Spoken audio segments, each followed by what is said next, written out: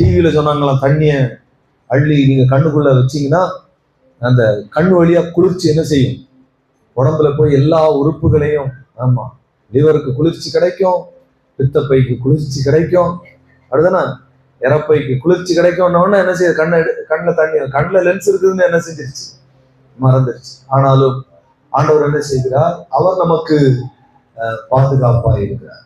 அல்லேலூயா. தேவனுடைய பிள்ளைகள் ஒன்றை புரிந்து கொள்ள வேண்டும், இந்த உலகத்தில் எந்த சக்தியும் தேவனுடைய அனுமதி இல்லாமல் நம்மை ஒன்றும் செய்துவிட முடியாது. யோபுடைய வாழ்க்கையில கர்த்தர் அனுமதி கொடுத்ததுனாலதான் அவன் தொட்டான். அல்லேலூயா. தேவன் அனுமதிக்காம ஒரு துரும்பு கூட நம்ம மேல என்ன செய்யாது, படாது. அதை நீங்க எல்லாருமே நல்லா புரிஞ்சுக்கணும். ஒருவேளை அவர் அனுமதிக்கிறார்னா அதுக்கு கூட சந்தோஷம் தான். அதாவது நம்ம தப்பு செய்து ஒரு காரியத்தை அனுமதிச்சா அது தண்டனை, அப்போ பயப்படும். நம்முடைய தவறுக்கு ஒரு தண்டனை வருது. தப்பு செஞ்சு தேவ கோபத்தினால ஆண்டவர் அனுமதிக்கிறார்னா பயம், அது ரொம்ப டேஞ்சர்.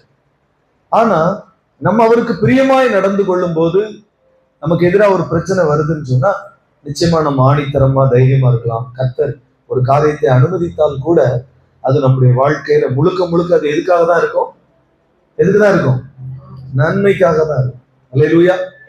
நன்மைக்காக தான். எனவே அப்ப நம்ம பயப்பட வேண்டிய அவசியம் இருக்கா? எல்லாமே எதுக்குதான், அன்பியும் அவருடைய தீர்மானத்தின்படி அழைக்கப்பட்டவர்களாய் தேவனிடத்தில் அன்பு கூறுகிறவர்களுக்கு சகலமும் நன்மைக்கு எதுவாக நடக்குது. அப்போ ஒரு காரியம் வரும்போது அப்ப ஏன் நம்ம பயப்படணும்?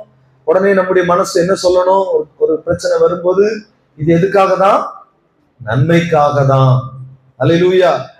ஆண்டவர் என்னோடு இருக்கிறார், அவர் என்னை கைவிட மாட்டார், அவர் எனக்கு இதை நன்மையா என்ன செய்வாரு, மாற்றி தருவார்.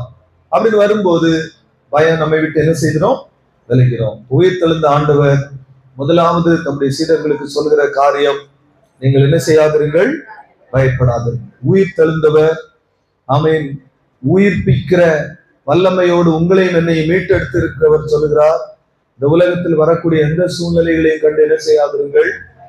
அட்லீஸ்ட் ஆண்டவர் இன்னொரு விஷயம், உங்க சரீரத்தை அழிக்க வல்லவர்களுக்கு கூட என்ன செய்யாதுங்க, ஆமா, don't be afraid, to not be afraid, பயப்படாதிருங்கள் என்று கர்த்தருடைய வார்த்தை நமக்கு சொல்கிறது. எனவே இந்த உலகத்தில் எந்த காரியத்தை குறித்தும் என்ன செய்ய வேண்டாம், என்ன செய்ய வேண்டாம், பயப்பட வேண்டாம். ஒருவேளை ஆட்சி செய்கிறவர்கள் யார் வந்தா நமக்கு என்ன, ஆமென், அப்படிதானா? நம்ம ஜெபம் பண்றோம்,